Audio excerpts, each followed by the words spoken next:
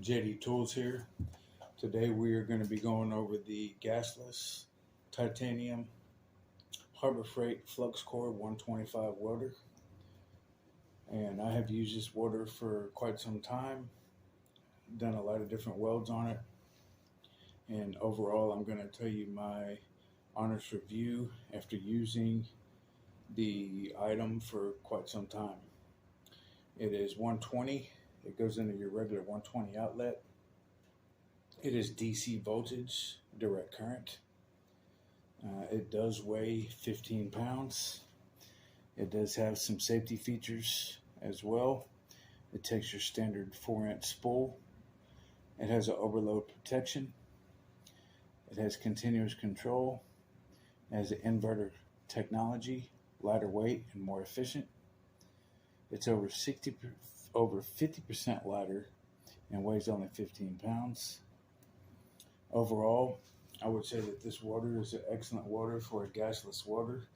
I've used gas welders as well, Miller, Lincoln, Hobart, and gasless. And I will tell you, for a gasless flux core welder, this titanium 125 outperforms anything that I've ever done before. Very, very impressed with this welder. I've already taken everything out of the box to save some time here, and I will go over some of its features here. Try to go over all of the features if I can here. Here we have the clamp. There is one thing that I really don't like about this clamp. It does seem like it's thin gauge. It's not very heavy duty. If you want to get a better weld or a better arc, better connection, I suggest clamping it onto your metal and doing a little tack. But other than that, you can just clamp it on and you're pretty much ready to go. It has a little box here. It's easy to access a spool, the wire guide roller, the tensioner, and so forth. It does come with some 030 tips. I personally like the 035 tips with the 035 wire. I find that to be more universal. It is kind of a lime green. Some people may not care about color. I really don't care about color. Personally, I think they could have picked a different color, but functionality wise, this thing outperforms any other small welder that plugs into a 120 that I've ever used before for a gasless flux core. I am using the Vulcan flux core wire here from Harbor Freight, again on the 035 spool. And one thing that I wanted to mention that some of you may not know that is just now getting into welding, this is kind of your tensioner here, as well as your tensioner for your wire. You pop this up, you flip this out, you have a little cap here, and on one side it's going to say 035, and on the other side it's going to say 030. And you want to be sure that you match it up to whatever side that you're using it on for the wire. So right here, I got it on the 035, and you can see it's a little bit thicker right there on that side. That is for the 035 diameter wire. Here we have the other side, which is the 030. As you can see, it's a little bit thinner here for the thinner diameter wire.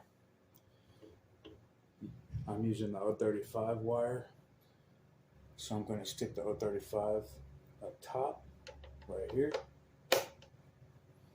And this little piece just kind of holds it in. When you have the wire and everything on there, you just kind of wedge it in there and it goes right on. This, you just kind of put this back into place and do a little tight. You don't want it too tight here. It's kind of snug and it'll stay fine. Here we have an automatic wire feed. Right here, you push this and it feeds the wire automatically through here without grabbing the gun. That way it makes it easy to where the wire doesn't want to unspool off the spool while you're pushing it through. I find that actually really nice here. This little nut right here,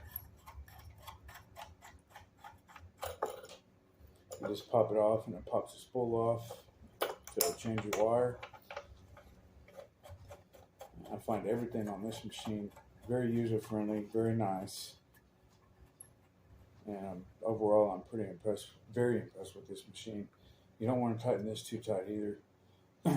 This needs to be tension right, and this needs to be tension right. Not too tight and not too loose. And I don't know if y'all can see this here. I'm trying to record and show y'all both at the same time. And here are the different settings here. A little diagram of what to set your machine on, depending on the thickness of the gauge of the metal and the wire speed that you want to use here. It tells you how to set it up here for a diagram once again, as I just showed you previously. And you notice that you see 14 gauge right there in the middle. You put it on in between D and E, and this is what it means right here. The top would be depending on your different thicknesses of the metal. You just go off the diagram, and the bottom is your wire feed speed. Right here we have your fan cooler, which I find very thick, very nice to be able to cool the machine off. Also, we have here your flux core nozzles. Right here I have the 035 tip on. You just stick a pair of pliers on there and it unscrews off nice and easy. I'm using the Vulcan tips. I find those to be very nice as well, from Harbor Freight. This little plastic piece, you would think that it would be not good, but it actually works surprisingly well. And again, this is the titanium flux core gasless Harbor Freight welder. Extremely impressed with this machine. It lays down very nice beads, and I will take you over here to where I had put a bead on a little piece of metal here.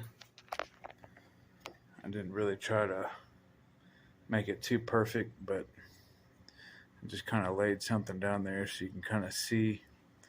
Not bad for a gasless flux core welder. Now, if this was gas, that bead would look a lot better with a lot less splatter. I did get some of the splatter off, but you can see it's still there. And I really didn't try to put the best bead down. I really just kind of laid it down. I kind of put myself at the beginner level, as some of you might be, so that you can understand kind of what it lays down.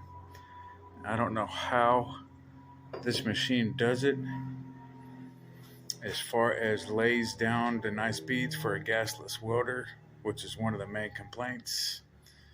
But overall, extremely impressed with this welder, and I would highly recommend buying the titanium 125 Harbor Freight gasless flux core welder.